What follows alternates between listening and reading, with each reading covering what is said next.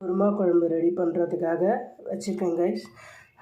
கிராம்பு, பட்டை, ஒரு ஏலக்காய், ஒரு ஸ்பூன் பெருஞ்சீரகம், கொத்தமல்லி தழை, புதினா தழை, கருவேப்பிலை, அப்புறம் வெங்காயம், தக்காளி, இதெல்லாம் ஒன்று ஒன்றா போட்டு நம்ம ஃப்ரை பண்ணி எடுத்துக்கலாம்.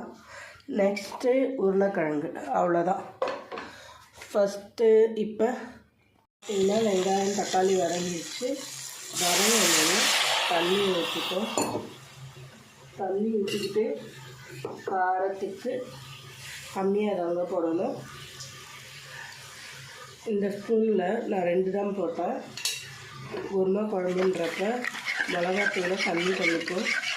இன்னும் ஒரு கிண்ணம் தண்ணி ஊற்றிக்கிறேன், அப்போ தான் கரெக்டாக இருக்கும்.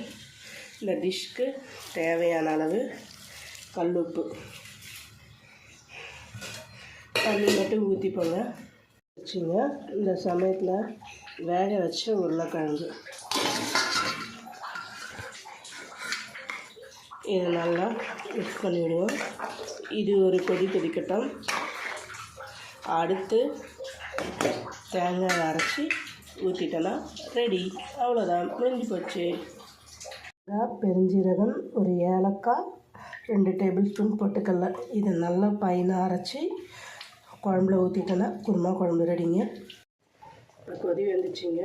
அரைச்சி வச்சுருக்க பேஸ்ட்டை போட்டு ஒரு மிக்ஸ் பண்ணி